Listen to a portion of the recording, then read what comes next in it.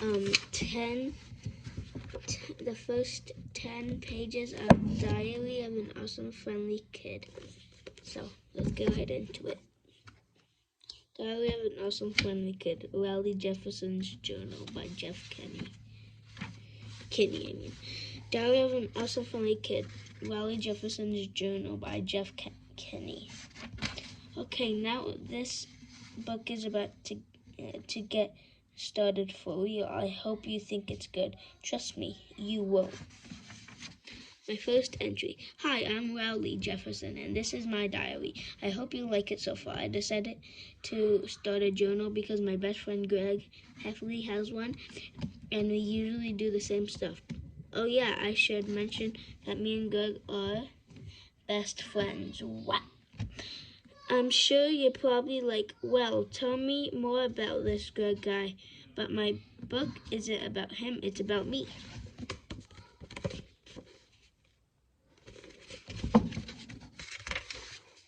The reason I called my book Diary of an Awesome Friendly Kid is because that's what my dad is always saying about me.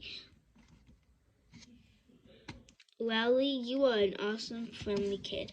Like I mentioned already, Greg is my best friend, which makes my dad my second best friend. But I don't tell him that because I don't want to hurt his feelings. We are best friends, son, right?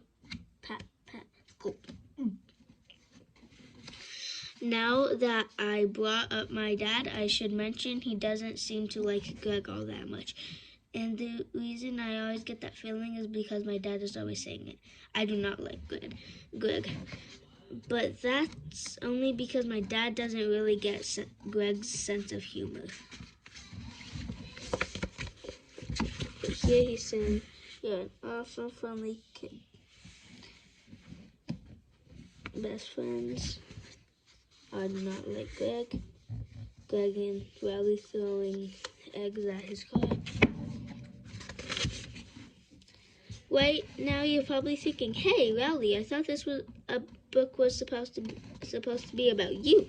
Well, you're right. So from now on, I promise there's going to be a lot more Raleigh in here.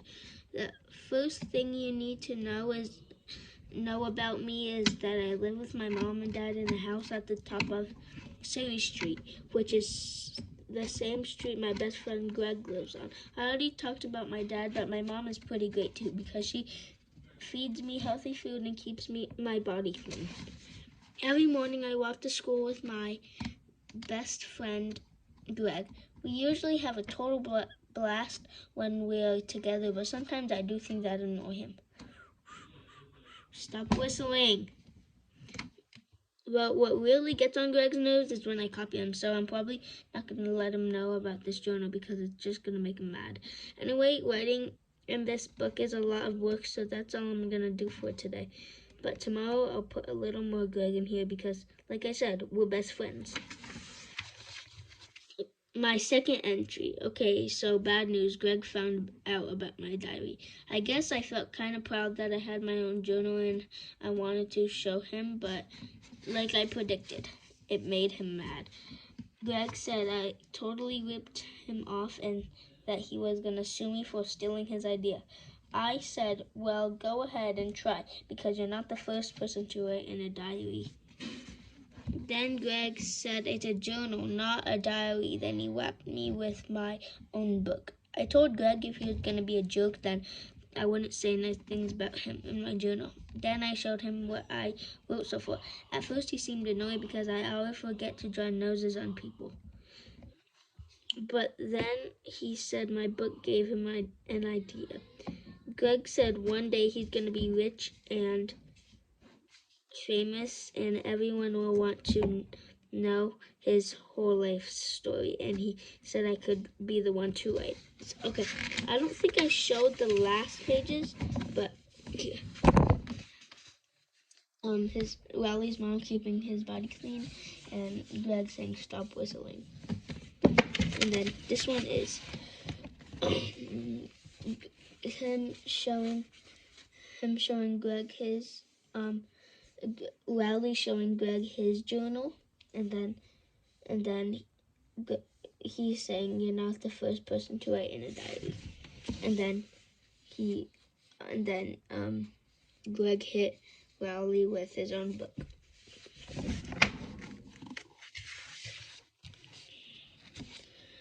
I said, I thought that's what your journal is for. He said, that's his autobiography, but my book could be his biography. Greg said there's going to be a lot of biographies about him one day, but he'd give me the chance to write the first one. I thought that sounded like a good idea to me because I'm Greg's best friend. Greg's best friend, and no one knows him better than me. So I'm going to start this book over with a new title, and now the main character is going to be Greg instead of me, but don't worry, I'm still going to be in it a lot too. Diary of Greg Heffley. Okay, I'm just going to read until I'm actually not going to read till page 10. I'm going to read to the next chapter, okay? Early life. Most biographies about presidents and famous people start with a chapter called Early Life. Well, the problem is that I don't meet Greg until 4th grade, so I don't know a lot about what happened to him before then. I've seen a few photos hanging on the wall in Greg's house, and from I can tell he was a regular baby. Sorry. And if he did anything important when he was little, you can't really tell from the pictures.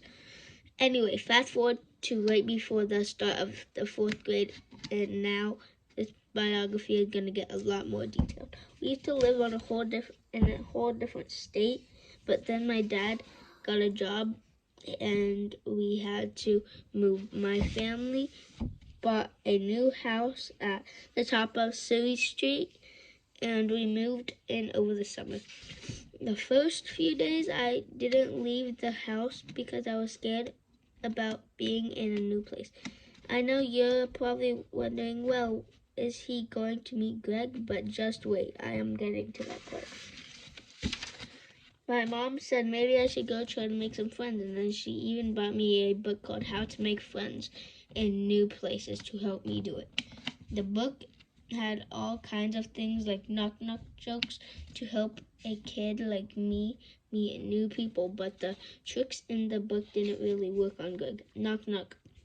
Hi, I said knock, knock. Did you hear me say knock, knock? Mom, there's some weird kid at the door.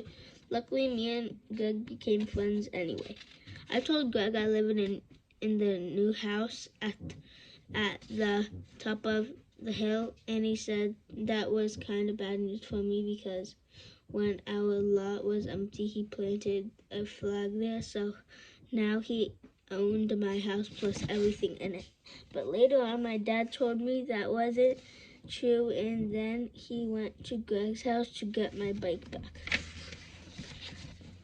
I'm pretty sure that's the first time my dad told me what he thought about Greg. I do not like Greg. I keep calling him Greg, but it's Greg. But I like Greg a lot. He's always doing hilarious things like making me laugh right after I take a big gulp of milk. Plus, Greg is always playing wacky pranks on me, and they usually make me laugh pretty hard too. Ha ha, I don't get it. So I bet you can tell why me and Greg have been best friends since 4th grade. I even got us a locket to make things official, but Greg says those things are for girls, and that's why he won't wear his half. Well, I could probably fill up a whole book with the zany things me and Greg do, but since this is his biography, I should probably write some stuff about his family.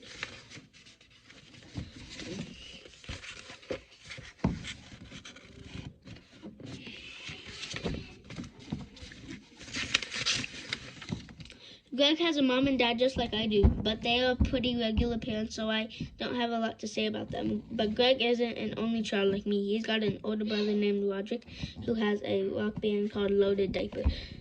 Some of their songs have swears in them, so my mom and dad won't let me be at the Heffley's house when Roderick has practice. Greg also has a little brother named Manny who is only 3, and don't ask me why, but the first time I went to Greg's for a play date, Manny randomly pulled down his pants and showed me his heenie.